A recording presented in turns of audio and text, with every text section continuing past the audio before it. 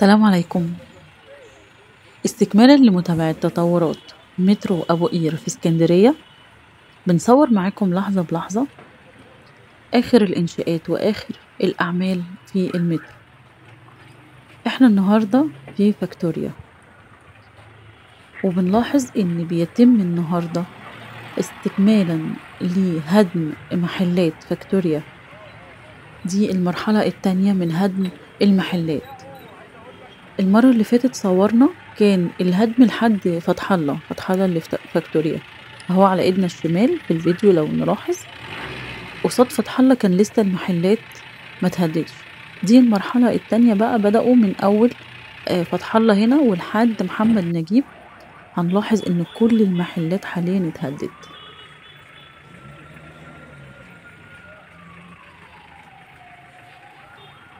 هنمشي بطول الشارع هنلاقي مفيش ولا محل موجود من محلات فاكتوريا شارع ملك حفني.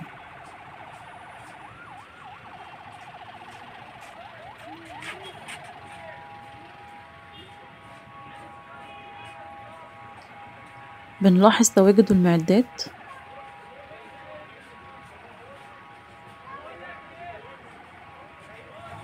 لكنها متوقفة، والعمال كمان مش موجودين لأن احنا آخر اليوم. يعني هما شغالين من الساعة 6 الصبح، واحنا حاليا كانت الساعة 6 المغرب تقريبا، فيعني كانوا خلاص خلصوا يعني العمل في اليوم ده.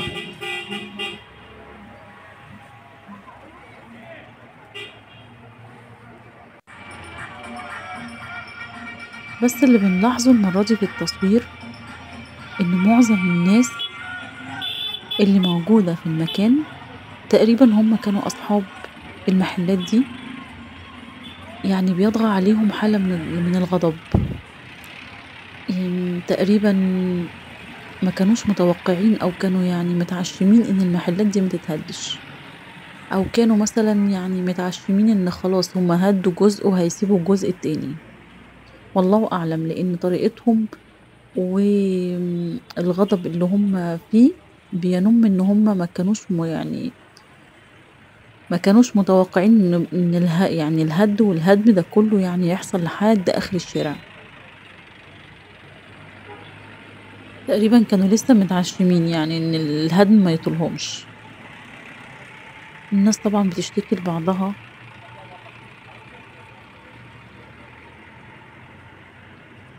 إن حالهم اتوقف، وإن مش عارفين يتصرفوا ازاي. لدرجة حد منهم قابلني وانا بصور قال لي لو انتي صحفية او لو انتي بتصوري برنامج وصلي صوتنا ان احنا مش موافقين على اللي بيحصل ده واحنا عايزين اماكن تانية.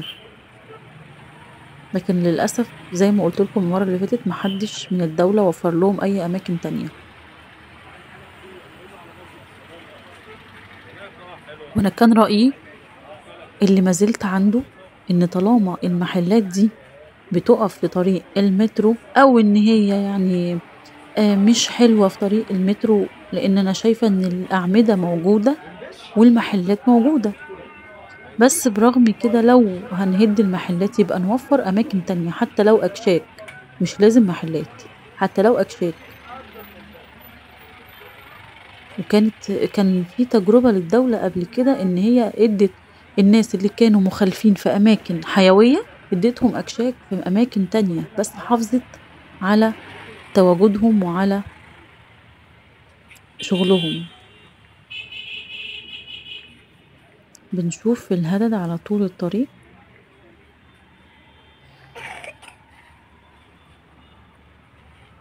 طبعا كل ما بنصور في مكان دلوقتي في اسكندرية بقى الطبيعي ان احنا بنلاقي الزحمة والتكدس المروري، لان زي ما احنا عارفين المواصلات حاليا يعني حدث ولا حرج، زحمة جدا ومفيش، والشوارع زحمة جدا، ان احنا بنصور في يوم اجازة. يعني النهاردة الخميس 24/4، المفروض النهاردة اجازة.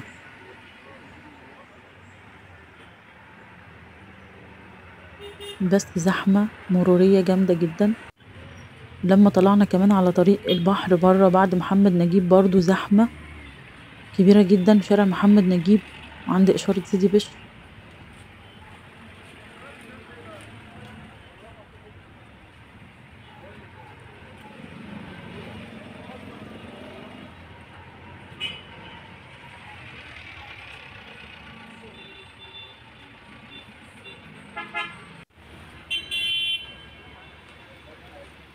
بنلاحظ ان الأعمدة بتاعة المترو اللي صورناها المرة اللي فاتت هي ما زادش عليها أعمدة تانية، ما اشتغلوش شغل تاني في الأعمدة ولا في أي كاميرات اتحطت.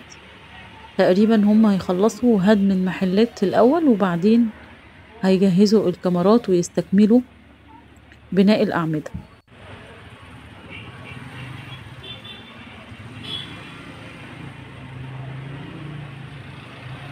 هنا ده الطريق المخصص علشان اللي عايز يعدي الناحية التانية. عند عزبة دربالة وعند مشاريع الساعة كرموز من الناحية دي.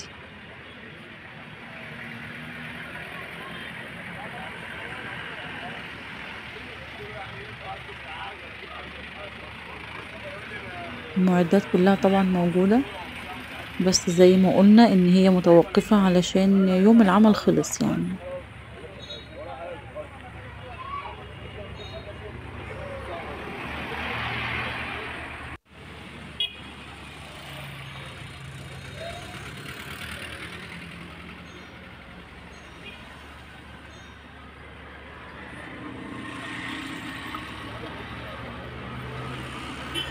بنشوف المنظر، بنكمل معاكم لحد اخر الشارع لحد ما بنوصل لشارع محمد نجيب. هنشوف الهدم والاعمال وصلت لحد فين.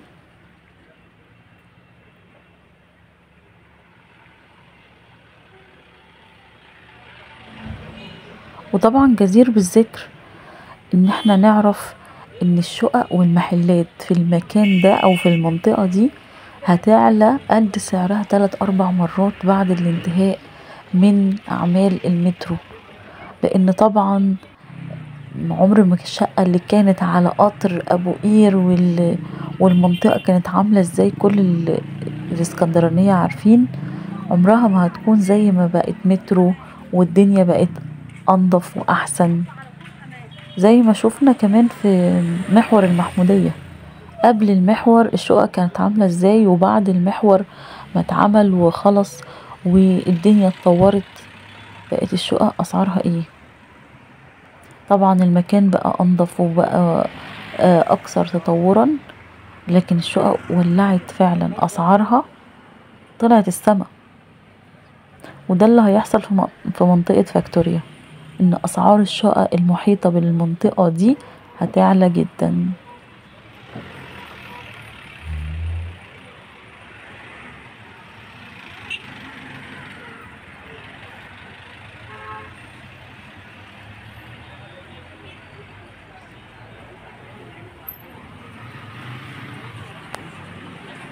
بنلاحظ في الفيديو ان بعض من الكسر والهدد وصل لحد طبعا الاسفلت والطريق في عند العربيات، فطبعا العربيات ماشيه بحذر الى حد ما، لان في برضو بعد الكسر على الطريق تحت.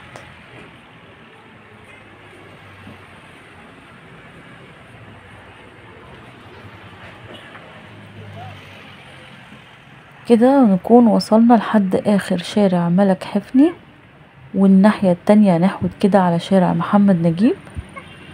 وبكده يكون خلص الفيديو بتاعنا، نقلت لكم اخر تطورات مترو ابو قير في شارع ملك حفني في منطقة فاكتوريا.